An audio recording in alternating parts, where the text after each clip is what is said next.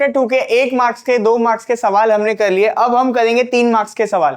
3 marks के सवाल में आपको यही डर लगता है कि भैया इसका आंसर हमको याद नहीं होता। ठीक है, मैं आपको पढ़ा भी दूंगा, समझा भी दूंगा और याद भी करवा दूंगा। तो अभी आपका जो सवाल है वो है discuss Peter F Drucker contribution to the management. Peter F Drucker ने क्या क्या कंट्रीब्यूशन दिया है मैनेजमेंट के फील्ड में। तो देखो यार, पीटर एफ डकर जो थे, जिस जमाने में वो थे, उस जमाने में इंटरनेट नहीं था, रील नहीं था, वो रील नहीं चलाते थे। जो आज हम रील में देखते हैं और हमारी बुद्धि बंद हो जाती है, उनकी बुद्धि सही जगह पे लगी हुई थी, क्योंकि वो नहीं देख पा रहे थे जो आजकल हम रील में देख रहे हैं। समझ रहे हो आप मैं क्या बोल रहा हूं? तो इसीलिए पीटर एफ डकर क्या बन गए?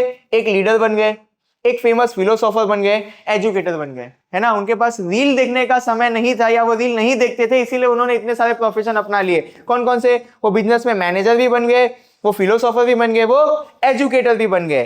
फिर उन्होंने देखा कि दुनिया बदल रही थी, उन्होंने देख लिया था तभी कि दुनिया बदलेगी, क्योंकि दुनिया इतनी हरामी है। तो जो दुनिया बदली उसको क्या बोला गया? ग्लोबलाइजेशन। बिजनेस के नजर में जब ग्लोबलाइजेशन हुआ तो बिजनेस का माहौल भी बदला, यानी बिजनेस एनवायरनमेंट में भी चेंज आया।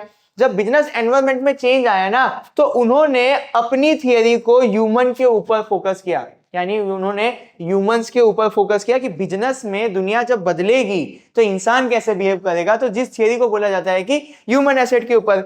अब वो इतना सारा काम कर रहे थे और वो इतने फ्री हो गए थे बिना इंटरनेट के, तो उन्होंने 2 और प्रिंसिपल दे दिए।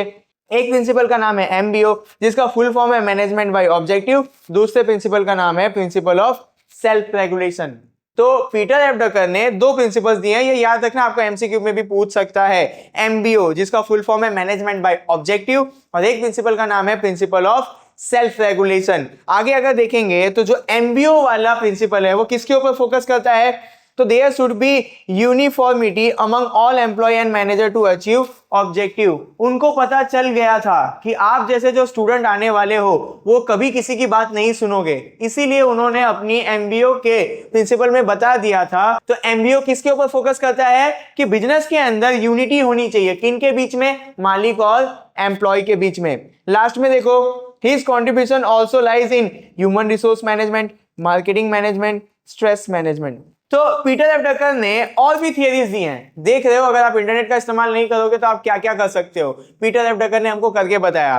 तो उन्होंने ह्यूमन रिसोर्स मैनेजमेंट के ऊपर भी काम किया हुआ है, मार्केटिंग मैनेजमेंट के ऊपर भी काम किया हुआ है, और स्ट्रेस मैनेजमेंट के ऊपर भी काम किया हुआ है। इसीलिए पीटर एफ डकर को फादर बोला जाता है मॉडर्न मैनेजमेंट का। क्यों बोला जाता है फादर? क्योंकि उन्होंने बहुत सारे काम किए हुए हैं। पहले तो वो लीडर बने, फिर वो फिलोसोफर बने, फिर वो एजुकेटर बने, फिर उन्होंने एमबीओ वाला प्रिंसिपल दिया, उसके बाद उन्होंने प्रिंसिपल ऑफ सेल्फ रेगुलेशन दिया, उसके साथ साथ वो ह्यूमन रिसोर्स मैनेजमेंट के ऊपर भी काम कर रहे थे, मार्केटिंग मैनेजमेंट के ऊपर भी काम कर रहे थे, और स्ट्रेस मैनेजमेंट के ऊपर भी काम कर रहे थे।